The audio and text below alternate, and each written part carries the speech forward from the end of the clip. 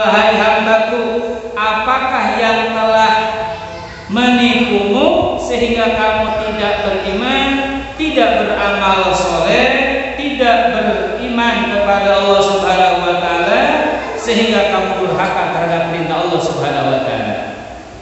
Maka berkatalah Al-Ali radhiyallahu anhu, tidak ada yang menipuku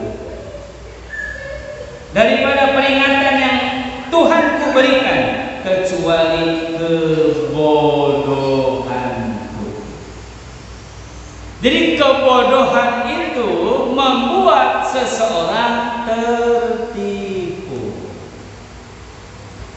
Maka sebetulnya apa? Musibah terbesar itu adalah bukan gempa, bukan tsunami, bukan kebodohan.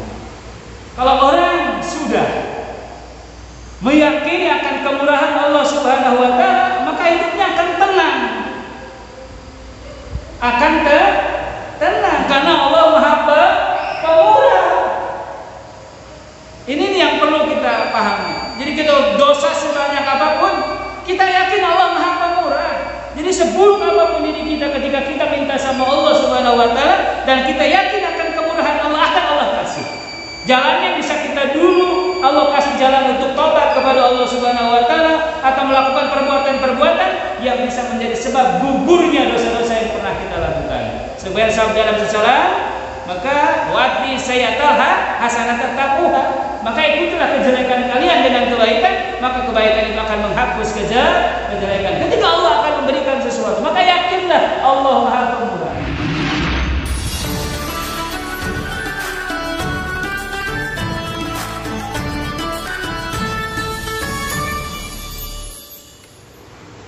Assalamualaikum warahmatullahi wabarakatuh. Waalaikumsalam warahmatullahi wabarakatuh. Alhamdulillah alladzi arsyadana ila ta'atihi wa yassarana an ma'syatihi.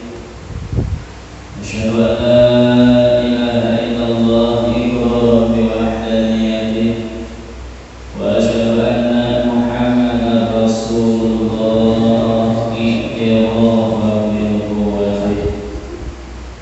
Wassalatu wassalamu ala man arsalallahu bi irsyadil iman wa ala alihi wa sahbihi al-muhtadina ila sabil rasyad. Amma ba'du. Ayuhal hadirun ittaqullah haqqa taqwa wa raqibuhu muraqabata ma ya'lamu annahu yara. Assalamualaikum warahmatullahi kedua DKM Masjid Jami Imam Hussein sabda jajarannya, para tokoh agama, tokoh masyarakat di lingkungan RU Kota Bogor, juga para jamaah sekalian rahimahullah. Alhamdulillah, melalui iradah dan qudratnya Allah Subhanahu wa Ta'ala, pada kesempatan hari ini kita masih sama-sama melaksanakan kewajiban kepada Allah Subhanahu wa Ta'ala, tentu atas dasar taufik yang Allah berikan kepada kita semua. Untuk itu mari kita panjatkan puja-puji dan syukur kehadirat Allah Subhanahu wa Ta'ala atas limpahan karunia yang Allah berikan kepada kita semua, terutama nikmat iman, Islam dan sehat walafiat. Mudah-mudahan bersama dengan itu Allah senantiasa pula menganugerahkan kita hidayah serta taufik, sehingga setiap nikmat yang Allah berikan bisa kita tasawufkan untuk maaf kepada Allah Subhanahu wa Ta'ala sampai akhir hayat kita. Salam samudra terlimpah dan berarah kepada junjungan kita, baginda kita, uswah kita, qudwah kita, sayyidul wujud syairul musyafaina yawmal qiyamah sayyiduna Muhammadun sallallahu alaihi wasallam.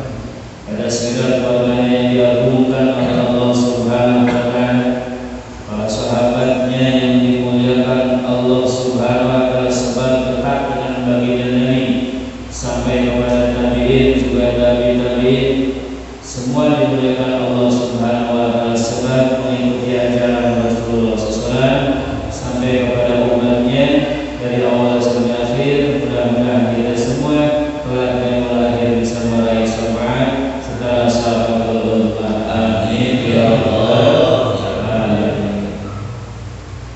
Alhamdulillah, pada saat ini kita semua oleh Allah Subhanahu wa taala diberikan kekuatan lahir juga batin. Mudah-mudahan Allah pun memelihara lahir dan batin kita sehingga akan terselamatkan dari hal-hal yang dapat mengotori keimanan kita, keislaman kita, dan akan mengganggu kesehatan kita. Senantiasa kita minta sama Allah Subhanahu wa taala setiap kebaikan yang kita lakukan mudah-mudahan menjadi sababian kita semua mendapatkan pertolongan Allah Subhanahu wa taala. Amin ya rabbal alamin. Baik, hadirin rahimakumullah, meskipun situasinya ya banyak kejadian yang membuat sebahagian orang lebih hati-hati dalam bersikap dan berbuat. Mudah-mudahan seluruhnya termasuk kita, apapun kejadiannya, dimanapun dan kondisi bagaimanapun, mudah-mudahan menambahkan keyakinan kita kepada Allah Subhanahu wa taala, bukan malah jauh dari Allah, bukan malah takut kepada selain Allah Subhanahu wa taala. Mudah-mudahan kita dan saudara kita yang hadir ataupun yang tidak, kita minta sama Allah pada saat yang mulia ini, mudah-mudahan kita semuanya ada dalam pertolongan Allah Subhanahu wa taala. Amin ya rabbal alamin. Sebagaimana disampaikan oleh Sayyidina Abu Bakar Siddiq radhiyallahu anhu, beliau adalah sahabat Nabi yang luar biasa, sekaligus mertua daripada Rasulullah SAW. Maka seluruh hidupnya beliau persembahkan untuk baginda Nabi Muhammad SAW karena kecintaan beliau yang luar biasa. Mudah-mudahan dengan diceritakan riwayat beliau, dengan menyampaikan apa yang disampaikan oleh beliau radhiyallahu anhu, kita pun menjadi umat yang cinta kepada baginda Nabi Muhammad sallallahu alaihi wasallam. Sampai-sampai saking cintanya kepada baginda Nabi Muhammad SAW, beliau radhiyallahu anhu tidak berani makan sebelum Rasulullah makan. Beliau tidak berani minum sebelum Rasulullah minum. Bahkan saking cintanya, ketika baginda Nabi Muhammad SAW minum, maka yang segar adalah Sayyidina Abu Bakar Siddiq radhiyallahu anhu karena kecintaan beliau yang luar biasa. Apa yang disampaikan oleh beliau radhiyallahu anhu, beliau sampaikan salasun la yudraku bisalasin. Jadi ada 3 hal yang tidak bisa didapatkan oleh kita. Sedangkan kebanyakan orang ini melakukan 3 hal ini. Semua manusia menginginkan 3 hal ini. Rata-rata kebanyakan manusia menggunakan 3 hal yang tidak dapat menjadi sebab dapat 3 perkara yang tadi. Yang pertama adalah orang itu menginginkan al-ghina bil mani, ingin mendapatkan kekayaan dengan tamannya itu angan-angan, harapan-harapan, keinginan ingin itu. Dia ingin kaya hanya sebatas ini. Dia berusaha sekuat tenaga untuk sampai orang lupa waktu. Kaki jadi kepala, kepala jadi kaki. Terbayang Pak? Itu saking habis-habisan ingin mendapatkan kekayaan. Bahkan naudzubillah min dzalik, sampai melakukan hal-hal yang dilarang oleh agama, sehingga dia termasuk golongan orang yang berkhianat terhadap Allah dan Rasulullah SAW hanya untuk mendapatkan kekayaan. Maka dijelaskan oleh Syekh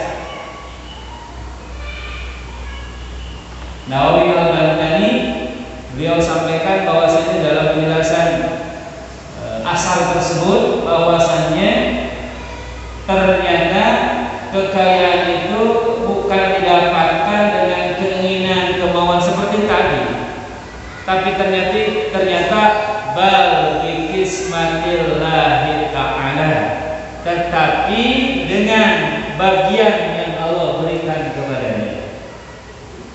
Baik, kita kasih contoh. Ada orang yang kerja keras luar biasa, tapi maaf, kehidupannya biasa-biasa saja. Ada yang begitu? Ada.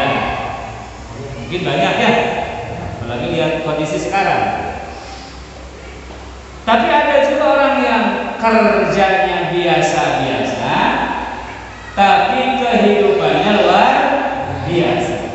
Rumahnya bagus, bahkan lebih dari satu. Kendaraannya ada, bahkan lebih dari satu. Bahkan sejumlah keluarga.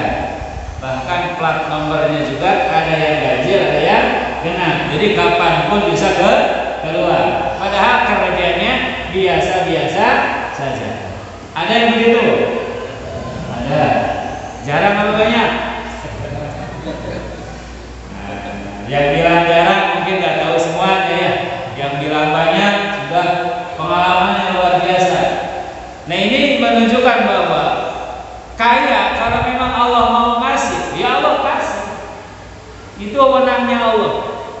Padolnya Allah Subhanahu wa ta'ala. Kerjanya sih biasa, tapi mau kasih Allah lebih, ya wewenangnya Allah Subhanahu wa ta'ala. Nah, ini yang pertama. Kalau bahasa saat itu panawasilu, jadi nasi. Iya kan? Ya Allah, heran kok yang kerja saya habis-habisan. Kok dia yang punya, kok dia yang dapat. Jangan heran. Ini wewenangnya Allah Subhanahu wa ta'ala, bukan wewenang kita. Sahabat Abdurrahman bin Auf, beliau justru nggak mau kaya kan? Iya, justru malah kekayaannya luar biasa. Ini ilmu yakin ya, ilmu ya. Maka kekayaan bukan dengan keinginan kemauan, bukan, tapi bikismatillahi ta'ala. Kalau sudah balik ke sana, maka orang akan ridha, rela dengan bagian yang Allah berikan kepadanya, tapi bukan berarti menjadi malas. Tetap kerja adalah upaya ikhtiar yang dianjurkan, bahkan diwajibkan oleh syariat Rasulullah Sallallahu Alaihi Wasallam. Kemudian yang kedua, kemudahan. Apa ya? Kemudahan kalau bahasa Indonesia. Kalau bahasa Sunda kan kemarahan. Awet muda dicapai dengan mengecat rambutnya, bentar ya, merubah kulitnya, kan ada yang begitu, agar terlihat masih muda dan masih bagus. Nah, kemudahan itu tidak bisa dipertahankan dengan cara yang seperti itu. Tapi justru yang terjadi pada diri kita, perubahan tersebut menjadi pelajaran bagi kita, teguran bagi kita, menjelaskan bahwa waktu kita tinggal sebentar lagi. Maka kalau sudah 40 tahun, kalau harus sudah punya pilihan, mau jadi orang baik atau jadi orang tidak baik, mau pilih jalan surga atau pilih jalan neraka. Itu menentukan umur 40 tahun. Ini udah lebih. Ini yang menjelaskan Bagaimana kalau yang sudah 40 tahun? Ya sama, perbaiki hidup. Maka tadi di awal disampaikan bahwa situasi ini justru malah membuat kita dekat dengan Allah, memperbaiki hubungan kita dengan Allah Subhanahu wa ta'ala. Jadi bukan malah dirubah-rubah dengan cara seperti itu. Apalagi mengecat dengan warna hitam, itu kan diharamkan. Jadi seolah-olah tidak menerima kondisi yang ada. Sudah mau Allah kasih peringatan dengan rambut berwarna putih, betul. Biasanya kalau rambutnya putih, giginya kuat. Kalau rambutnya hitam sudah tua, tapi rambutnya masih hitam, biasanya gigi yang nggak ada.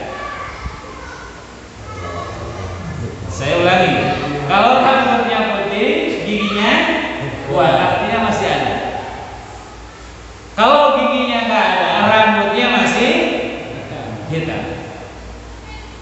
Kalau rambutnya putih terus giginya nggak ada, saya nggak tahu. Hanya kebanyakan seperti itu mau udah lengkap kali ya, tua banget ya, tua banget. Jadi warningnya sudah banyak dan harus ekstra hati-hati dalam arti berbuat. Kita nggak bicara umur mau muda mau ya, mau tua mau sehat mau sakit, mau kaya mau miskin, pejabat rakyat, ya mati waktunya mati kan aja, mati itu aja. Jadi kalau rambut putih biasanya giginya masih lengkap, ya hilang satu banyak wajar. Kalau misalkan rambutnya hitam, giginya masih kuat, kalau giginya nggak ada, rambutnya jarang yang kedua-dua. Jadi itu sudah harus seperti itu, sehingga disunahkan usia 40 tahun membawa tongkat. Memang sudah pada bawa tongkat. Oh saya belum ya, tadi belum ya? Belum. 42. Baik, saya lanjutkan ya. Yang ketiga, kesehatan itu tidak bisa didapatkan dengan obat. Bil adwiyati, wasyihatu bil adwiyati. Dan Sayyidina Abu Bakar Siddiq, kesehatan itu tidak bisa didapatkan dengan obat. Apa maksudnya? Kan kalau nggak pakai ulama repot. Repot ulamanya. Maka ketika Mama Sempur kayak Haji Bagus Ahmad Bakri Sempur Peret, ulama besar, bahkan ada wali yang menyebutkan beliau adalah wali. Disampaikan bahwasanya ketika ada tamu, Mama Sempur itu ngasih suguhannya air di dalam teko tanpa ngasih gelas. Bertamu, suguhannya air dalam teko tanpa menggunakan gelas. Dikasihkan kepadanya.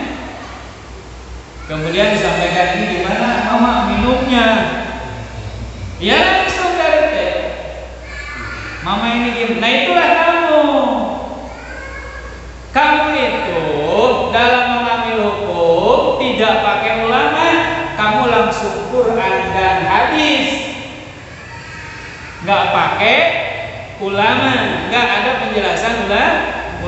Maka banyak ya sekarang pemahaman yang tidak pas, pemahaman yang berbeda. Naudzubillah, bahkan salah pemahaman. Seperti ini kalau nggak dijelaskan oleh Syekh Nawawi Al-Albani, keterangan tadi, maka mungkin ada pemahaman yang berbeda, bahkan jauh.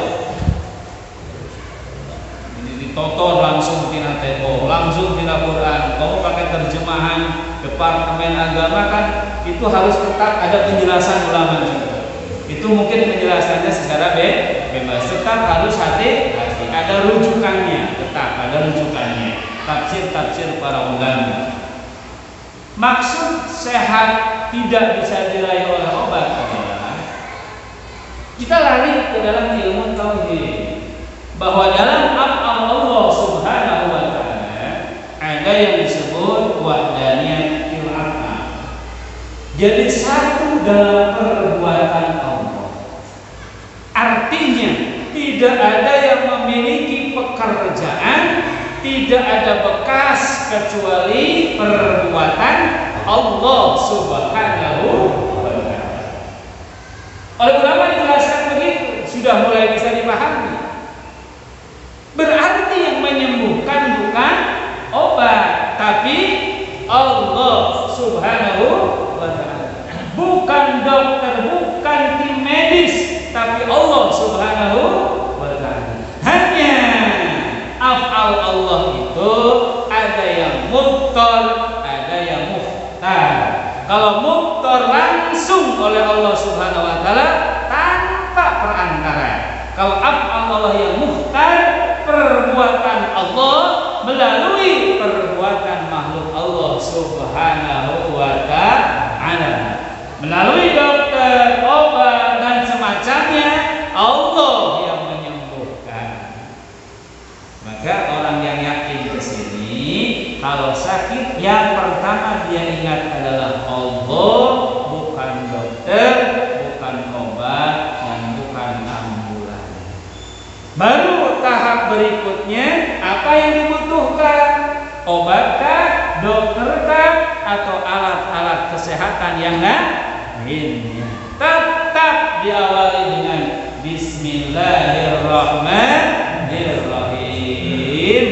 Kata ilmu tauhid memaknai dengan menyebut nama Allah, dengan meminta pertolongan kepada Zat yang memiliki nama Allah.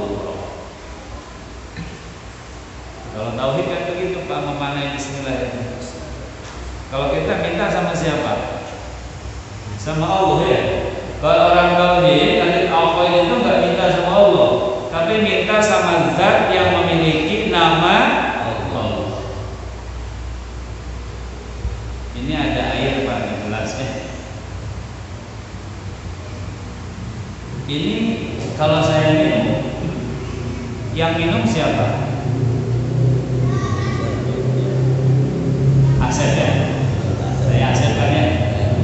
Yang minum Asep atau yang punya nama Asep? Ya. Yang punya nama Asep kan? Bukan Asepnya, bukan asma, bukan namanya, tapi yang memiliki nama Asep. Begitu juga dengan Allah. Nama Allah bukan untuk disembah, bukan untuk dimintai pertolongan, tapi nama Allah untuk diagungkan. Betul kan? Untuk diagungkan, untuk dimuliakan. Nah, yang disembah adalah Zat yang memiliki nama Allah.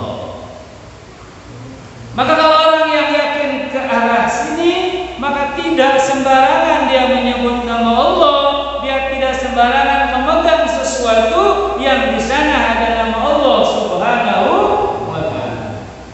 Al-Quran kalau sedang hadas besar tidak berani memegang Al-Quran, tidak berani menyentuh Al-Quran. Punya hadas kecil saja tidak berani, apalagi punya hadas. Kenapa? Mengagungkan, memuliakan Allah Subhanahu wa ta'ala. Maka sebetulnya orang-orang dahulu hebat-hebat Pak, tapi sebetulnya bacaannya nggak banyak. Cukup dengan Bismillahirrahmanirrahim, cukup dengan Al-Fatihah, itu bisa melakukan sesuatu. Beda dengan sekarang. Apa yang membedakan takzimnya? Mengagungkan ke dalam Al-Qur'annya, itu yang berbeda. Padahal bacanya sama. Bismillahirrahmanirrahim. Maka dikatakan meminta kepada Zat yang memiliki nama Allah. Sedikit kita bahas di hal menyikapi situasi sekarang. Jadi apapun yang terjadi, dekati Allah Subhanahu wa ta'ala, jangan jauh dari Allah Subhanahu wa ta'ala. Musibah apapun datang dari Allah, bencana ataupun penyakit datangnya dari Allah Subhanahu wa ta'ala. Kalau kita takut bencana, takut sakit, maka dekati Allah. Jadi orang yang takut, lihat kalau orang yang takut sama Allah, dia akan mendekat kepada Allah. Kalau Bapak takut sama harimau,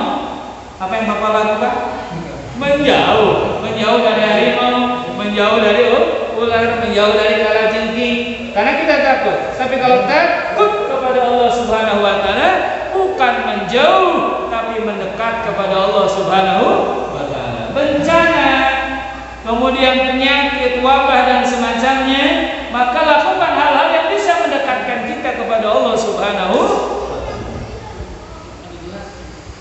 Itu luar biasa. Jadi tambah dekat dengan Allah Subhanahu. Takut nerakanya Allah, maka dia akan mendekat dengan Allah. Kalau orang takut dengan neraka tapi dia tidak mendekati Allah, artinya maaf, dia tidak mau sholat, tidak mau puasa, tidak mau zakat, tidak mau naik haji, tidak mau membaca Al-Quran, tidak mau bersolawat kepada baginda Nabi. Itu bukan orang takut kepada Allah, tapi orang yang menantang kepada Allah Subhanahu wa taala. Naudzubillah min. Itu tiga hal yang disampaikan Abu Bakar As-Siddiq radhiyallahu dalam akhirnya menegaskan kepada kita semuanya bahwa segala sesuatu yang terjadi adalah atas ketentuan Allah Subhanahu wa taala. Alhamdulillah. Mudah-mudahan ini bisa menambah keyakinan kita kepada Allah Subhanahu wa taala. Tentunya pula kita bisa lebih baik menyikapi ke depan apapun yang terjadi. Mungkin ke depan bisa lebih buruk dari sekarang ya. Mudah-mudahan tidak. Artinya kalau kita bisa menyikapi sekarang dengan baik, soal apapun yang terjadi ke depan, maka kita akan melakukan hal yang sama, dihadapi dengan cara yang terbaik sesuai dengan aturannya Allah Subhanahu wa taala. Baik, sedikit kita baca kalimat yang ada di dalam tafsir surah Yasin. Waruya, dan diriwayatkan,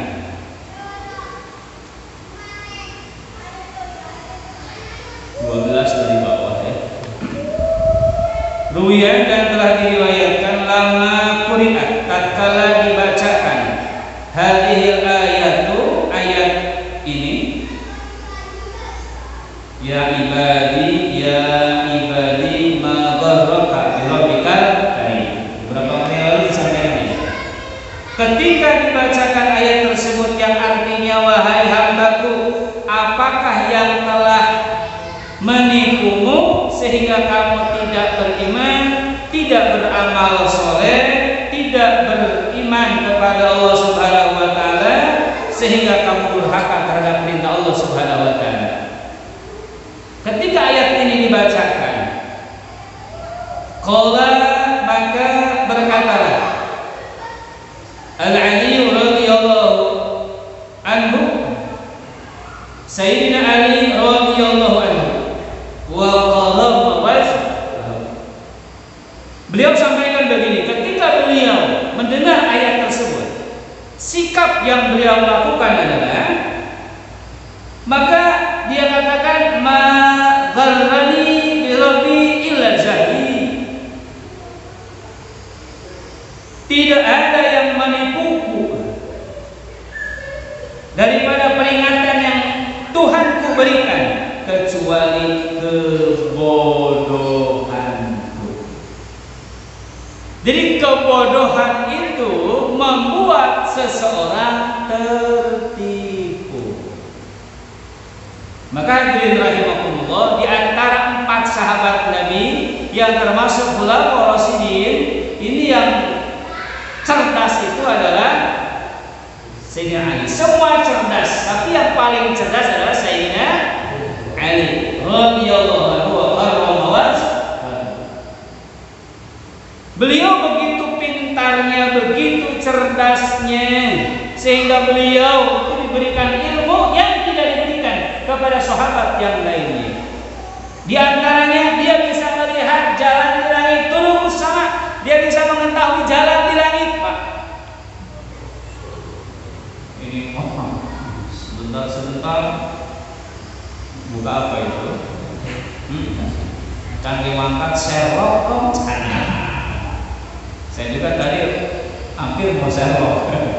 Saya tadi jalan depan Pak ya, karena Kang Sohim masih petunjuk jalan depan katanya. Saya kan baru loh, nggak ada pelang ya? Wah, nggak ada pelang pas belok lagi ya. Nah, untung ada asap yang menggoda. Sehingga saya bertanya, bukan beli, bertanya kepadanya dan beliau menunjukkan. Luar biasa ya.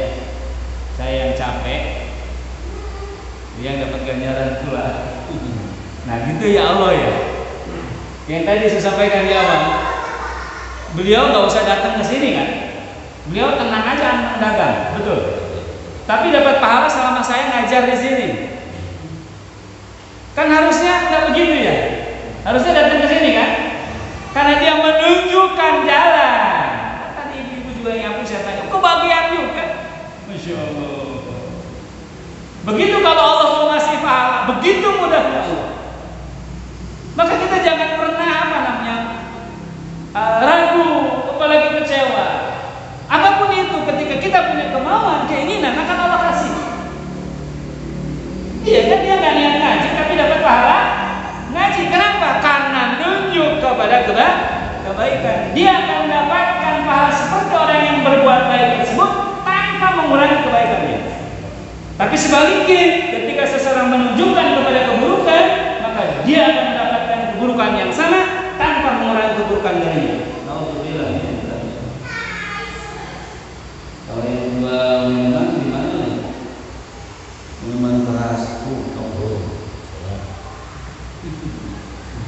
Hanya begitu Pak, itu dapat dosanya.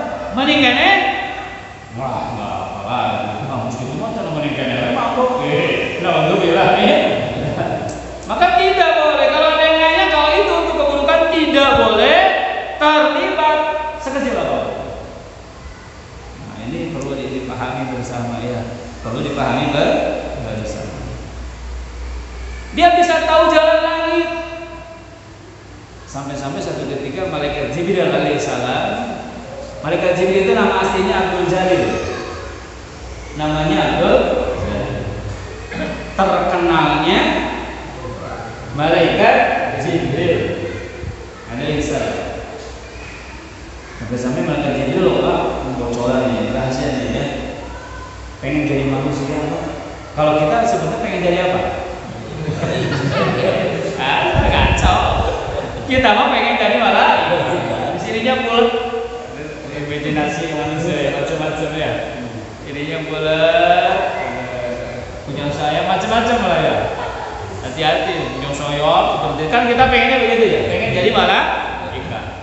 Justru malaikat Jibril alaihissalam ingin menjadi manusia. Kenapa kok ingin jadi manusia? Ternyata beliau alaihissalam itu ingin sholat berjamaah,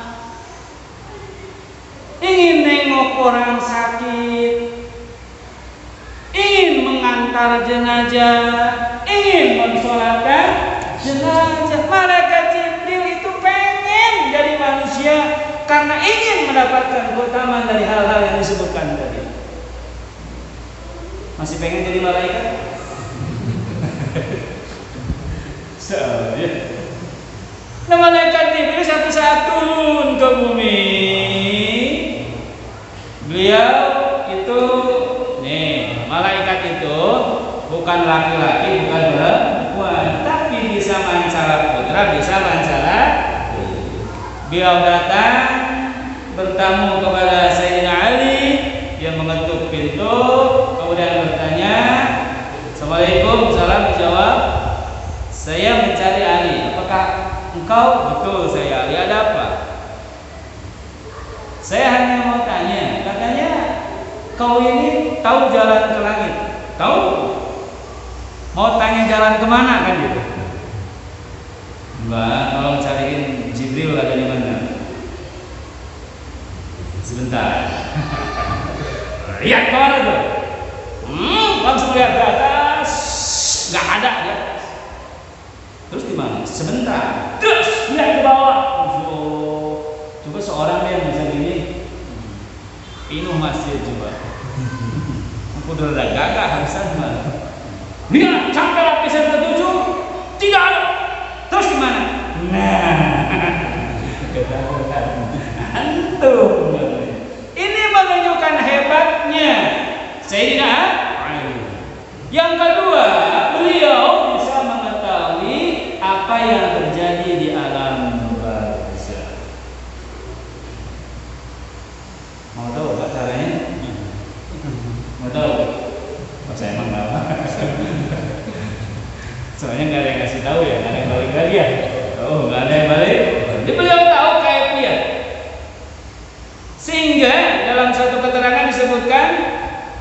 bahwa ketika Sayyidina Umar bin Khattab Al-Faruq radhiyallahu anhu meninggal dunia dan akan masuk ke alam barzah, apa yang disampaikan oleh Sayyidina Ali? Wahai Umar, kamu di dunia itu orang hebat. Siapa yang gak takut sama kamu?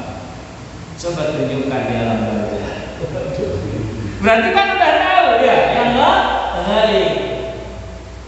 Kan satu keterangan juga menyebutkan bahwasanya Sayyidina Umar ketika didatangi oleh Munkar Nakir, sebelum Munkar Nakir tanya, Sayyidina Umar tanya dua, man rabbukuma, siapa Tuhan kalian berdua? Kawan, nanti malaikat repot lagi kan? Aduh, balik lagi, kalau tanya nggak ngerti kan? Aduh, keduluan ditanya, mau nanya malah di. Kalau riwayat lain ada yang menyebutkan Sayyidina mengaku saya ini sahabatnya Muhammad. Wih, malaikat kembali kepada Allah. Udah kamu diganggu. Itu sahabatnya Nabi Muhammad Sallallahu Alaihi Wasallam. Gak enak ya kalau dekat dengan seseorang, apalagi ini dekat dengan manusia mulia dunia mulia. Nah, Sayyidina Ali itu dua ilmu itu nggak dikasih tuh.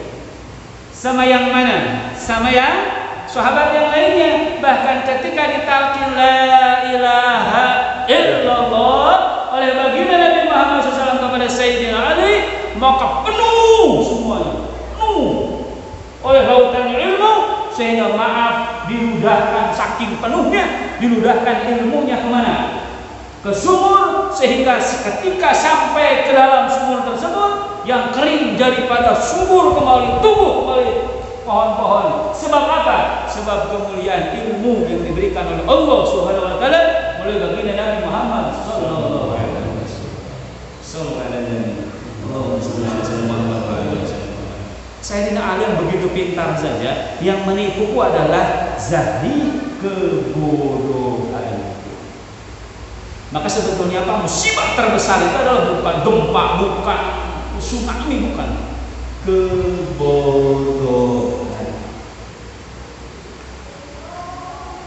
Orang yang ibadah tanpa ilmu, apa yang terjadi?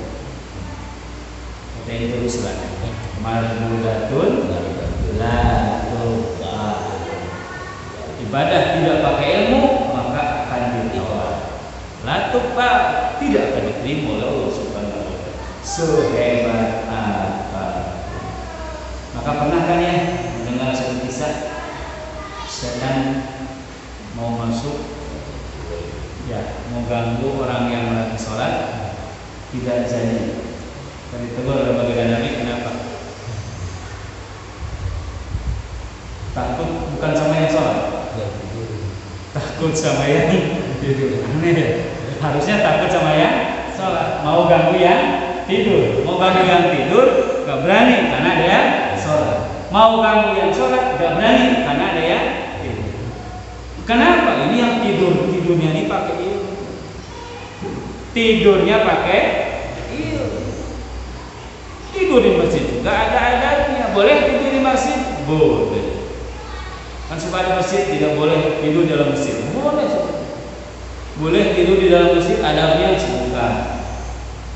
Ya kan?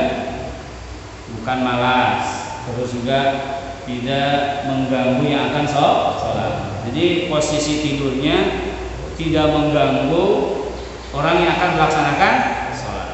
Jadi berarti cari posisi yang sama. Jadi tahu, tanya dulu di masjid penuhnya berapa soft. Heran yang di masjid paling 7 mas. Emang kenapa mas? Saya mau tidur. Mau tidur nanya soft. Enggak, ini orang berilmu. Tidurnya berarti di soft ke-6 dan seterusnya, tidak mengganggu. Bahkan Islamnya kita sholat, jangan sholat kita mengganggu yang sedang tidur. Cuma jam 2 peti ngaji Quran maka speakernya dicarikan. Kenapa? Ya mengganggu. Pantasnya ya jam 4, setengah 4 sebadah tahirnya, jam 4 membangunkan. Itu mah ya memang sudah waktu. Cuma jam 1 baca Quran bagus Pak? Bagus. Baca Yasin? Bagus. Baca Waqiah? Jam 1 malam. Waduh, mengganggu. Bukan baca Qurannya yang jelek, tapi mengganggunya itu baca Quran komo boleh komo gandeng di para luar sama komo boleh lebih tidak boleh ya yang tidur saja sama dia tapi pakai adab ya ini syariat puntennya mengganggu mah bangunkan seluruh dan tidak mengotori masjid. Nah itu dengan ilmu yang tidur yang sholat mah kudu diganggu setan tuh ini kayak rusak sorangan ya nanti juga rusak ya. Kenapa? Karena dia sholat tidak pakai ilmu tapi pakai ilmu sholatnya biasa tapi bisa jadi luar biasa dengan siwak dengan baju putih semuanya khususnya hari Jumat kan begitu datang lebih awal itu kan pahalanya lebih banyak ulah siga santri datang Jumat mesti ada kan kalau datang awal dapatnya onta Pak sedikit sapi domba terus ayam endog kata santri mana mah terang lain loge loba bijinya loba biji padahal eta mah kelah santri mah bisa ya kan sunnahnya mah dari awal ya paling duluan maka sunnah mandi mau Jumatan itu pada subuh lebih baik lebih afdal ketika akan berangkat. Jadi yang mau kerja mandinya niat mandi untuk sholat Jumat. Jadi meskipun kita mandi deui sudah dapat ganjarannya mandi sunnah untuk Jumat. Mandi lagi lebih bagus. Kalau tidak memungkinkan kan tuh dengan ilmu makan. Cobalah minta dengan ilmu temenan kesunahan mandi aja.